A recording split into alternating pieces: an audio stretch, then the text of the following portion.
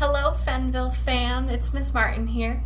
Today I'm going to teach you how to make fried rice at home.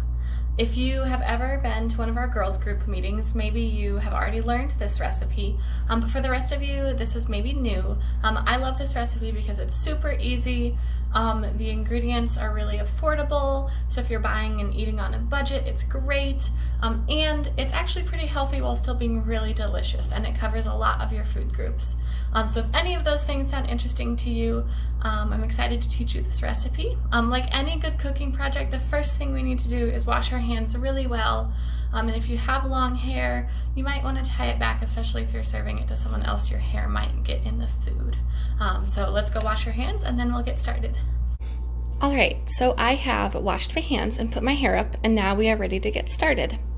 First, we're going to talk about the ingredients that you're going to need. You're going to need some rice, first and foremost. There's a lot of different types of rice. Generally, this is made with a white rice, but what we have right here is a brown rice, so it's a little darker in color. Usually, the darker colored the rice, the longer it takes to cook. But you can always check the bag for the instructions, or maybe you have microwavable rice and that has instructions on the side too. I'm going to show you guys how to cook this in a pan. So we need rice. Then we also need soy sauce. This one is less sodium, which means there's less salt in it, but you can use whichever type, don't worry about it. This recipe is pretty forgiving. There's a lot of ways you can make it different, and that's kind of the fun.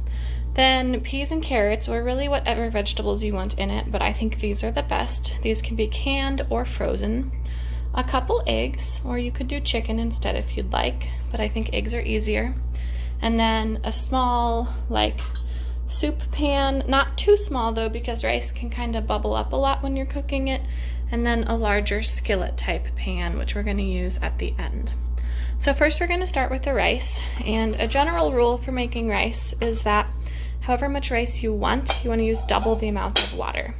So I have 2 cups of water here, and so we want half the amount of rice. So we're going to do 1 cup of rice.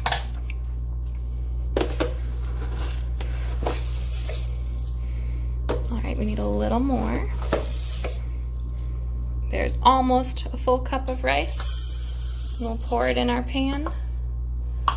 And then we've got our 2 cups of water that we'll put in here.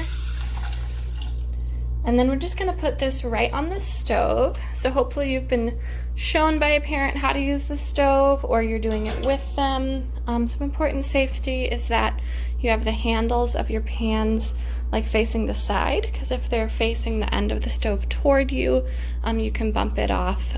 Also stay in the room. Rice especially is kind of hard to tell when it's done, and it will go from being not done to burnt really quickly. So make sure you stay in the room and you're watching it, but this might take about 30 to 40 minutes to cook, or longer depending on the type of rice and how much. So you're gonna put it on, put the lid on. I like to leave a little air vent, but that's a personal choice. And then you're gonna turn it on medium heat. So you might have an electric one that says medium to low, or you might have gas with the actual flames there. And you're just gonna leave this. How you'll know it's done is right now there's water floating over the rice, but when it's all the way done, the rice will have poofed up and the water will be gone. Even when you tip the pan a little sideways, there won't be any more water. So that's how we know it's done. If there's one thing I can teach you today beyond safety and cleanliness, I think one of the most important cooking skills is to clean as you go. So we've got our rice cooking over there. We're done with our rice. We could just hang out in this room, take a break, watch the rice, but then at the end we have more to clean. So I always recommend anytime you have downtime, clean what you can. So we're going to put the rice away, we're going to wash the measuring spoons we used and put them to dry, and our future selves will thank us when we don't have to do this later on. Here we are about 30 minutes later. This is the rice. As you can see, there's just a little bit of water bubbling up still around the edge, but when we tip it carefully, for the most part we don't see any water running around, so it's almost done. I might give it a few more minutes to make sure it cooks all the water out, but if we leave it too long it will burn and you will tell by a really bad smell. So this is the point where you have to watch it really closely.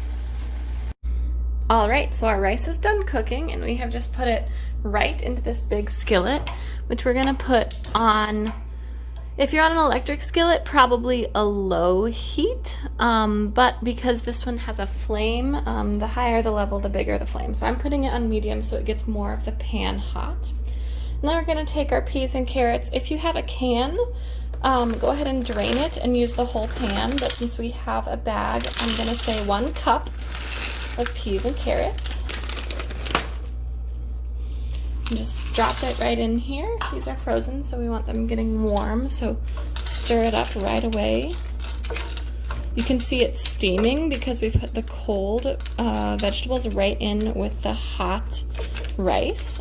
So if you don't know why that happens yet, you can look that up and have a science lesson today too. And then we're gonna take our soy sauce. And this is kind of, you can experiment with this using how much you want to use, but I'm gonna say 1/4 cup is what we're gonna do for now.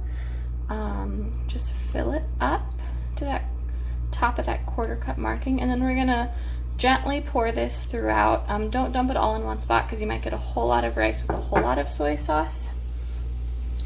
Ooh, the real challenge, can I carry this without spilling it? Ooh, barely. So pour this throughout your pan and then pretty quickly stir it up so that it gets evenly spread throughout. And so this, along with the cooking, is what gives fried rice that nice brown color and most of the flavor. So we're just gonna leave this on and let it cook until the vegetables get a little softer, and then I'll show you how to put an egg in there. All right, so we are almost done. We're on to the last step, which is adding the eggs. You can start to see it's getting really steamy and there's a lot of heat coming off of the pan. That will happen if things get too hot or if like the liquid in something that you're cooking is starting to dry up. So we don't have a lot of soy sauce in here anymore, so it's getting real steamy. So if we keep it going too much longer, it'll start to burn and we don't want that. So I pre-cracked my eggs because I knew I wouldn't be able to crack them while holding the camera. And the trick to this is we don't want them to cook hardly at all before we start whisking them with a spoon, stirring them up, because we want them to scramble and not be fried eggs. We're gonna drop it on there. The pan is pretty hot at this point. You want it definitely at medium heat. And then we're gonna drop it on real fast and stir them up until they're nice, fluffy scrambled eggs that will mix in just like all the other little bits we've got. And start stirring. Don't let them become one piece. If you've ever been lucky enough to go to like one of those grills where they cook it right in front of you, you've seen how they drop it on there and they chop it with all their different knife blades. I don't have those, I just have this wooden spoon. But this is, you know, you can do this at home. Anyone can do this and make it good. All right, it's starting to cook through a little more. So we're gonna let parts of it go. So there's a few chunks, but we don't want them great big chunks. I'm gonna start incorporating the rest of the food around it into it. You saw how I made a little space for just the eggs. Now we're gonna start mixing it because the egg is starting to cook. And once this is done, our fried rice is going to be completely done. And so like I said before, one of the reasons this is one of my favorite recipes is that it's easy, anyone can make it, but really if you put the right stuff in it, it can be a complete meal. If you think about like the My Plate or the food pyramid, we're supposed to have some whole grains, which is covered by our rice in a super delicious way. We're supposed to have some vegetables. You can get all kinds of different vegetables in here and it doesn't even taste like you're eating vegetables. I actually hate peas with a deep passion, but I love this recipe. And you can totally get your protein in there, especially if you use eggs or chicken. It's a lean protein. Or if you're vegetarian, you can do tofu or edamame. There's all kinds of ways to get a protein in here. So now that those eggs are pretty well cooked, they're starting to stick to the pan, I'm just gonna stir the whole thing together. And now we have little flecks of cooked egg in here, flecks of vegetables, rice, and that delicious soy sauce holding it all together. And like I said, I put a little bit of red pepper on top to give it some spice because I think that keeps food exciting. So I hope you try this. I hope you enjoy it. As you can see, this made a lot. So if you use 1 cup amounts for everything, it makes quite a lot. So you could even make this for or with your family. My favorite thing about making food is getting to share it. There's something really special about eating food that someone has made for you. So I hope that you extend that gift to someone else and you get to bless them by making food for them. So stay happy, stay safe, stay kind. Can't wait to see you all again in the fall. Bye.